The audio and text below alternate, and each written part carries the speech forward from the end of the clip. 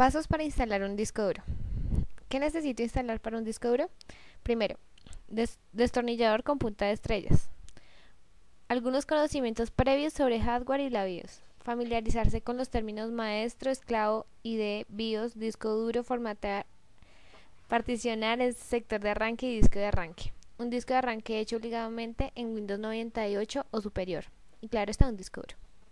Paso a paso. Primero, pensar la configuración que le daremos al nuevo disco, ya sea maestro o esclavo, dependiendo de los demás dispositivos que se hayan conectado al cable ID. Segundo, cambiar los jumpers de los dispositivos correspondientes dependiendo de las configuraciones. Tercero, conectar el nuevo disco duro. Cuarto, encender la máquina y comprobar que la BIOS los detecte. Quinto, si el número del disco no está particionado y formateado, hacerlo. Sexto, instalar el sistema operativo. Algunas verificaciones. Primero, debemos hacer algunas verificaciones antes de la instalación física del disco duro. Hay que saber qué tipo de disco duro es, ya sea ID o SATA. Cuando las computadoras están apagadas, abrir su gabinete y comprobar que hay espacio en esta el cable necesario para conectarlo al disco duro. Si ya tiene un disco viejo, es recomendable hacer una copia de la seguridad de la información más importante, pues podría pasar cualquier accidente. Si su computadora o la BIOS que posee es muy vieja, lo más seguro es que no acepte el disco duro de grandes capacidades. Si quiere instalar los nuevos discos, ya sea de 40 GB o más, la BIOS debe ser actual, de 1995 en adelante. Debe familiarizarse con la BIOS también. La BIOS es la configuración más básica de la computadora y es un sector muy importante. Por lo general se puede acceder con la tecla del o suprimir. Configuración física de los jumpers. Ahora debe elegir si el disco que va a instalar va a ser maestro o esclavo. Si elige el disco duro como maestro es porque seguramente quiere que sea el principal. Es donde se instala el sistema operativo. Si lo quiere así, tiene que verificar que esté bien ubicado el jumper. Ahora, si lo quiere de modo esclavo, es porque ya tiene un disco duro maestro instalado y quiere que justamente solo sirva del nuevo como esclavo del otro.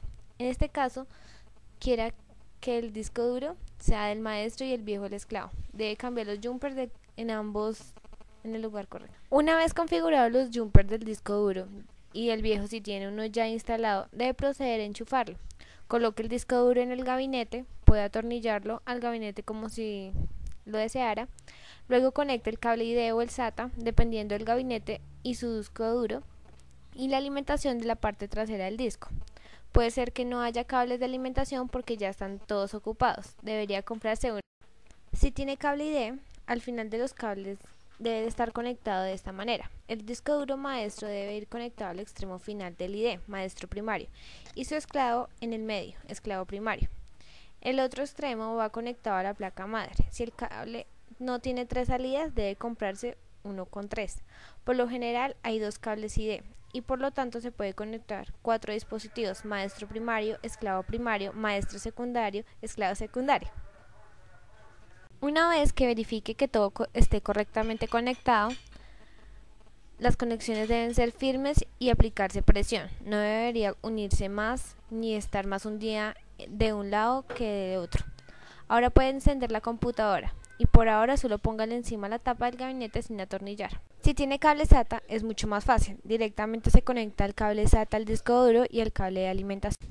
Otra forma de conectar este disco rígido en el mismo lugar que el disco anterior es de esta forma. La unidad segunda siendo C y se configura como maestro primario en los jumpers. Entonces el disco anterior debería ser configurado como esclavo primario o simplemente no utilizarlo más. Acuérdate que el nuevo disco está como principal y en su interior no contiene nada. Entonces cuando inicie la máquina no se encontrará el sector del buteo o arranque del sistema operativo.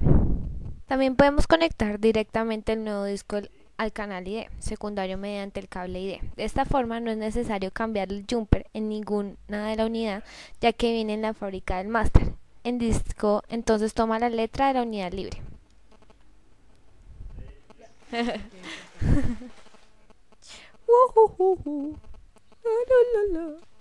Y podemos ponerla en el segundo canal de ID como esclavo.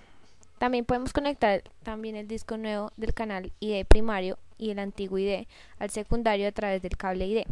La nueva unidad reemplazada a la vieja entonces se llamará C. De esta forma no es necesario cambiar ningún jumper. A veces la BIOS autodetecta los discos, pero si no, debe ejecutar la autodetección del disco de la misma. También se puede conectar los datos manualmente. Para eso tendrá que saber los datos nuevos del disco duro. Deberá indicar a la BIOS el número del cilindro, el tamaño, el número de cabezales. Igualmente, lo más seguro es que la autodetecte. Si todo está correcto, salga de la BIOS. Algunos inconvenientes. Cuando se colocan nuevos dispositivos en la máquina, debe tenerse en cuenta que calientan más el ambiente del gabinete. Si comienza a tener problemas como errores inesperados en el sistema operativo o se reinicie solo, significa que la computadora se está recalentando. Debería poner un ventilador apropiado para enfriar el gabinete.